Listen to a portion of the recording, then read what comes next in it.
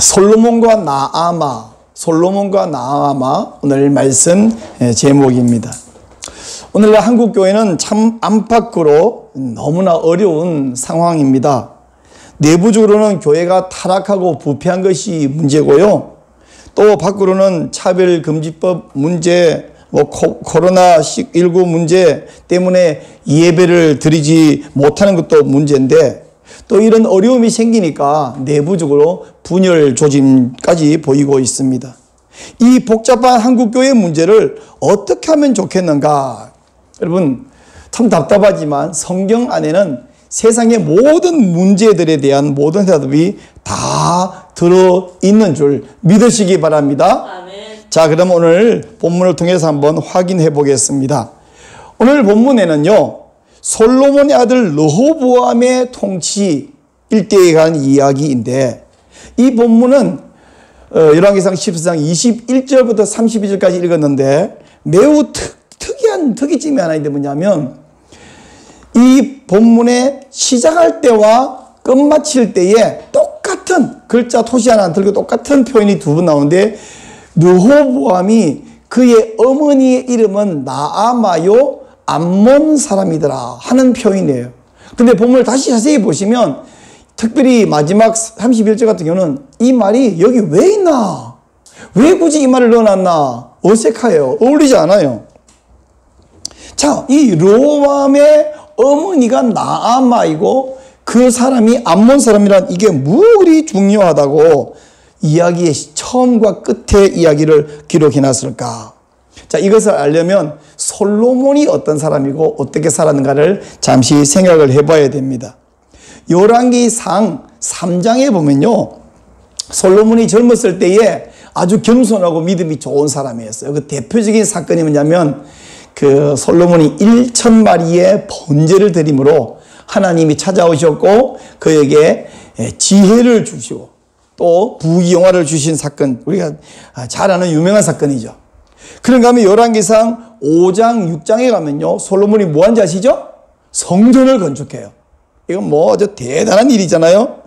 근데 이랬던 솔로몬인데 열왕기상 11장에 가면 그 겸손했던 솔로몬이 변질되는 이야기가 나옵니다. 솔로몬은 바로의 딸도 사랑하고 모압과 암몬 여인들, 에돔과 시돈과 헷 여인들을 사랑해서 솔로몬이 후궁이 700명이고 첩이 300명이라. 그럼 여자들이 몇 명이냐? 1000명이 됩니다. 이 많은 솔로몬의 여인들이 솔로몬이 우상숭배자가 되게 만들어요. 자, 열왕기상 11장 4절 말씀인데 제가 한번 읽어볼게요. 솔로몬의 나이가 많을 때에 그의 여인들이 그의 마음을 돌려 다른 신들을 따르게 하였으므로 왕의 마음이 그의 아버지 다윗의 마음과 같이 아니하여 그의 하나님 여호와 앞에 온전하지 못하였으니, 이렇게 말합니다. 근데요, 솔로몬이 나이가 들어서 이렇게 됐다고 되어 있지만 사실은 처음부터 이방 여인을 사랑했던 솔로몬입니다. 여러분, 계산 한번 해봅시다. 솔로몬이 60년 살고 죽었거든요. 근데 솔로몬이 죽었을 때 아들 르호보암이 왕이 됐는데 그때 르호보암이 몇 살이냐면 41살이래요. 자, 얼른 계산합시다. 솔로몬이 60세에 죽었을 때 아들이 41살이면 그 아들을 솔로몬 몇 살 때 낳았습니까? 19살에 낳았죠. 옛날 고대에는 결혼을 이렇게 좀 10대 후반에 했으니까 알겠는데, 자, 그러면 솔로몬 19살 때는 다윗이 70세 살고 죽고 솔로몬이 20살에 왕이 됐는데, 그러면 르호보암을 낳을 때 솔로몬이 몇 살이냐? 19살 때 아버지 다윗이 죽기 아직 1년 전이네요. 다윗이 살아 있을 때입니다. 자, 그러면 믿음의 사람, 하나님 마음에 합한 자 다윗이 자기 아들 솔로몬이 암몬 여인과 결혼하는 것을 허락했을까요? 허락했을 리가 없습니다. 그렇다면 솔로몬은 젊은 나이에 아버지를 무시하고 자기 마음대로 이방 여인, 아니 이스라엘 안에 여자가 없습니까? 근데 이방 여인과 결혼을 했습니다. 이렇게 젊은 나이에 이방 여인 암몬 여인과 결혼함으로써 결과적으로는 자기 아들의 인생을 망치고 교회와 하나님의 나라까지 다 망쳐버리게 되었습니다. 솔로몬이 이방 여인들에게 마음이 빼앗겨서 하나님 버리고 우상숭배자가 되었을 때에 하나님께서 선지자를 보내서 너의 나라를 빼앗아버리겠다 이렇게 말씀합니다. 열왕기상 11장 11절 말씀인데 여호와께서 솔로몬에게 말씀하시되 네가 이러한 일이 있었고 또 네가 내 언약과 내가 네게 명령한 법도를 지키지 아니하였으니 내가 반드시 이 나라를 네게서 빼앗아 네 신하에게 주리라 이렇게 말씀합니다.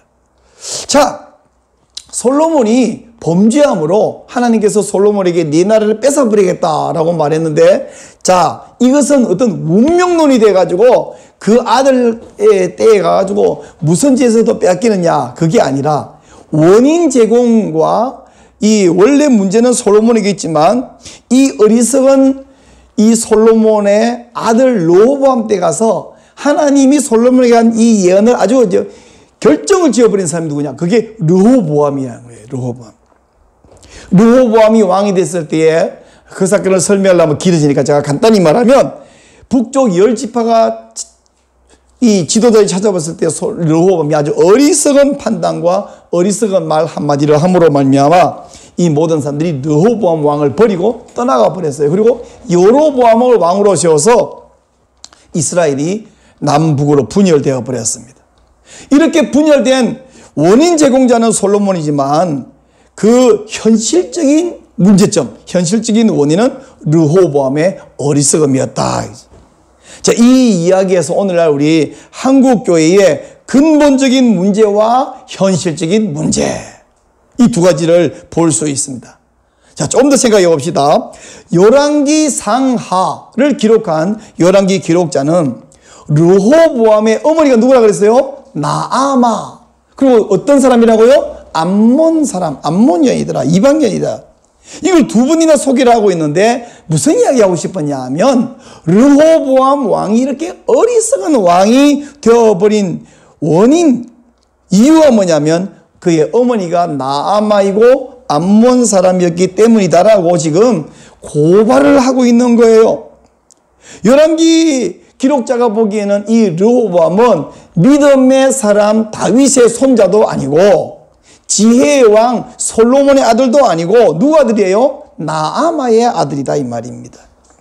이 나아마, 암몬 여인 나아마의 아들 르호보암이 17년 통치하고 죽었는데 르호보암, 나아마의 아들 르호보암이 17년 통치했을 때 유다의 상태가 어떻게 됐는가를 보면 아주 적나라하게 나옵니다. 첫째, 유다는 종교적으로 타락했어요. 르호보암 시대의 유다는 그의 조상들이 행한 모든 일보다 뛰어나게 악을 행하였다라고 말합니다. 자, 열왕기상 14장 아까 우리 읽었는데 22절과 23절 한 번 더 제가 읽을게요. 유다가 여호와 보시기에 악을 행하되 그의 조상들이 행한 모든 일보다 뛰어나게 하여 그 범한 죄로 여호와를 노엽게 하였으니 이는 그들도 산 위에와 모든 푸른 나무 아래에 산당과 우상과 아세라상을 세웠습니다. 여러분 1등하는 거 좋아하시죠? 근데 1등을 해도 어떤 사람이 그런 거 하더라고. 우리나라가 뭐 전 세계 뭐 1등 하는데 보니까 쭉 가다가 좋은 거 한참 하다가 끝에 가니까 뭐예요? 어리석은 것들도 1등 하는 게 많잖아요. 아니 사람이 1등 할 게 없어갖고 그래 악을 행하는 일에 1등 합니까? 우상숭배하는데 1등 합니까? 이 유다는 지금 그 모든 조상들보다 악을 행하는 일에 1등 했다라고 합니다. 높은 산마다 푸른 숲마다 산당과 우상을 세우고 아세라 상을 세우면서 하나님을 노엽게 했습니다. 이렇게 종교적으로 타락하면 바로 따라서 짝으로 나타나는 게 뭐냐면 음란해져요. 성적인 문란함이에요. 어느 시대 어느 사회나 성적인 문란함, 성적인 타락은 멸망의 징조입니다. 모든 나라가 성적으로 문란해지고 타락했어요. 근데 이 유다의 성적인 문란함은 그저 뭐 간음을 하고 뭐 불륜을 저지르고 처벌 드리고 이 정도로 끝나지 않고요. 인간이 성적으로 문란해지면 원초적 본능을 추구하는데 그 끝이 뭐냐면 동성애예요. 동성애. 아브라함 시대에는 동성애로 말미암아 소돔과 고모라가 멸망했죠. 사사 시대에는 동성애로 말미암아 내전이 일어나고 베냐민 지파라는 한 지파가 아주 사라질 뻔한 위기에 처했었습니다. 근데 르호보암 시대에 그 땅에 뭐가 있었냐? 남색하는 자가 있었다. 남성 동성애자가 있었다고 말씀합니다. 열왕기상 14장 24절입니다. 같이 한번 읽으시죠. 시작. 그 땅에 또 남색하는 자가 있었고 여호와께서 이스라엘 자손 앞에서 쫓아내신 국민의 모든 가증한 일을 무리가 본받아 행하였더라. 그 땅에 남색하는 자가 있었다. 그래도 천만다행인 것은요, 르호보암의 아들은 아사인데 이 사람은 르호보암을 닮지 않는 믿음 좋은 왕이 됐어요. 그래서 아사는 나라 안에서 남색하는 자를 국외로 추방해버리고 모든 우상을 없애버렸다라고 말합니다. 열왕기상 15장 12절 남색하는 자를 그 땅에서 쫓아내고 그의 조상들이 지은 모든 우상을 없애고, 즉 아사는 남색하는, 동성애하는 것과 우상 숭배하는 것을 똑같이 악한 죄로 여긴 것을 알 수 있습니다. 지금 우리나라 대한민국 국가인권위원회, 이름 참 좋습니다. 근데 이 인권위원회가 공무원들이 월급 받고 뭐하냐? 동성애를 두둔하는 일을 하고 있어요. 정부와 여당은 포괄적 차별금지법을 제정하겠다고 밀어붙이고 있습니다. 근데 한국교회가 아주 기를 쓰고 목숨 걸고 포괄적 차별금지법 안 된다, 비성경적이다 반대하고 있으니까 정부와 여당 입장에서는 아마 교회가 눈에 가시처럼 보일 것입니다. 그러나 여러분, 대한민국이 망하지 않으려면, 한국교회가 망하지 않으려면, 우리의 후손이 망하지 않으려면 차별금지법과 동성애 동성혼 합법화는 반드시 막아내야 됩니다. 지난 주간에 요즘은 놀랄 일이 거의 없는데 또 한번 깜짝 놀란 것이 뭐냐면, 우리나라 정부의 여성가족부와 초록우산 어린이재단, 이름 참 좋습니다. 일단 좋은 이름은 다 쓰는데, 이 재단이 합작해서 초등학생용 성교육 그림 동화책을 만들어 내놨는데, 그리고 이것을 배포를 해놨는데, 엄마, 아빠, 아기가 어떻게 생기는가를 설명해 준다고 엄마, 아빠의 벗은 몸을 적나라하게 그림을 그리고 그것을 설명할 뿐 아니라 성행위, 성관계의 모습과 그림과 설명을 아주 적나라하게 해놨어요.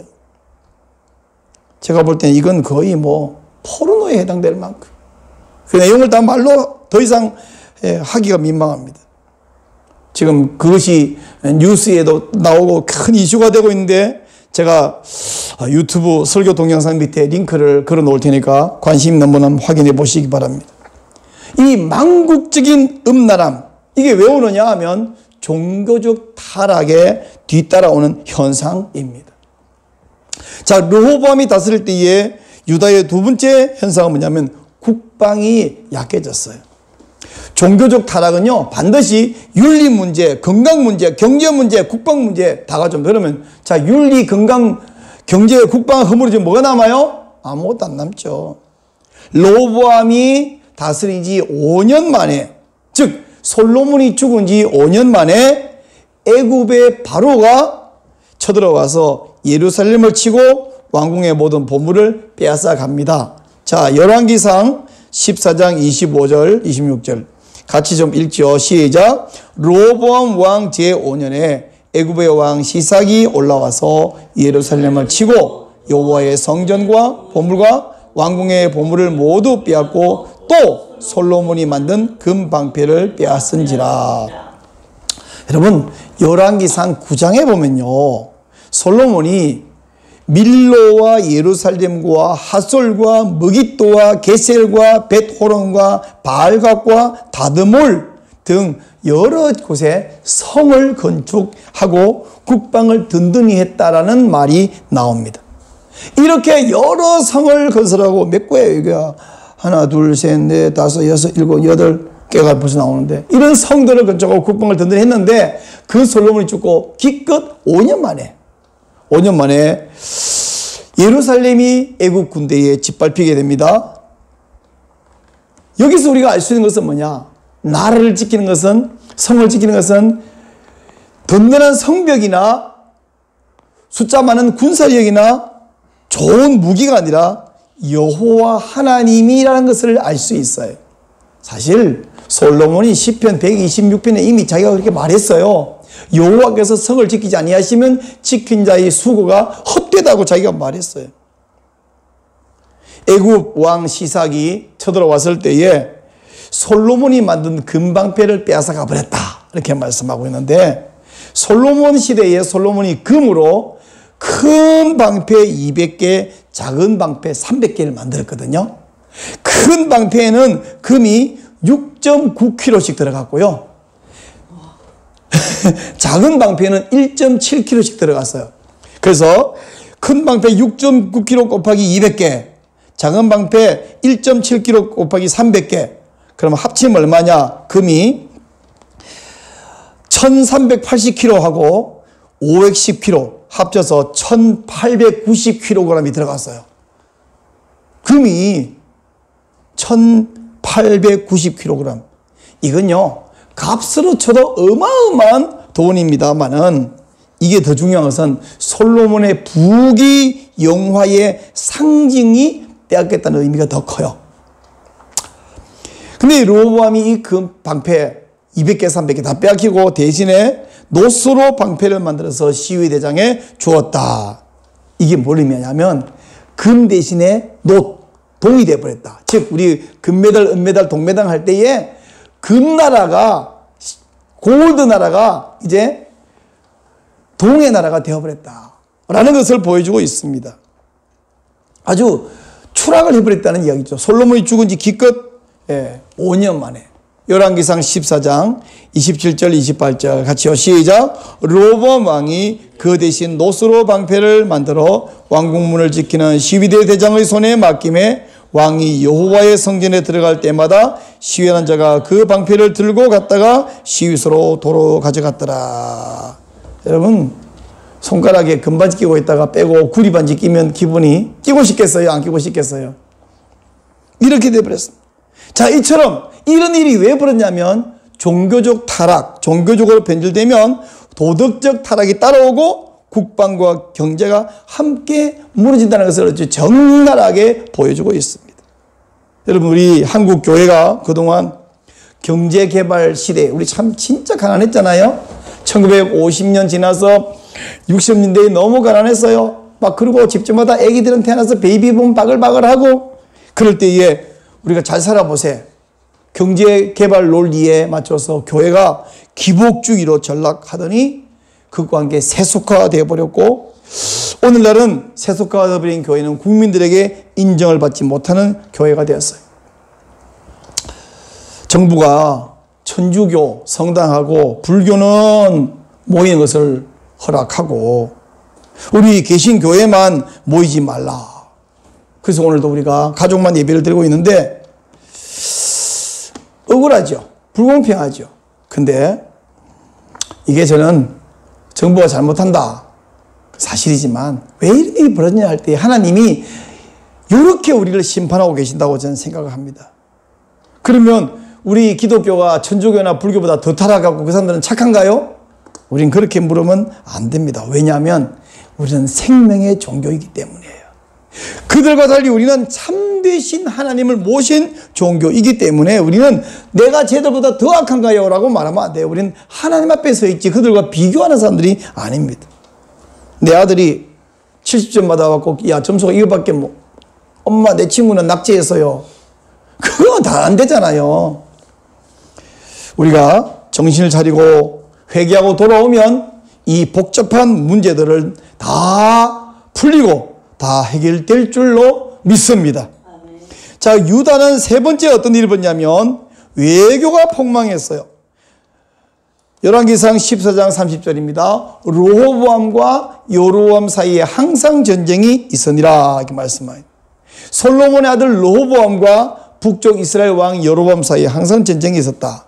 근데 여러분, 르호보암의 어리석은 결정, 판단, 말 한마디 때문에 북이스라엘 10지파가 여로보암과 함께 뭉쳐서 나라가 분열됐을 때요, 르호보암이 유다와 베냐민에서 군사 18만 명을 일으켜서 저 북쪽 이스라엘과 전쟁을 하려고 시작했어요. 그때에 스마야라는 선지자가 와서 이건 하나님이 막으시는 것이다.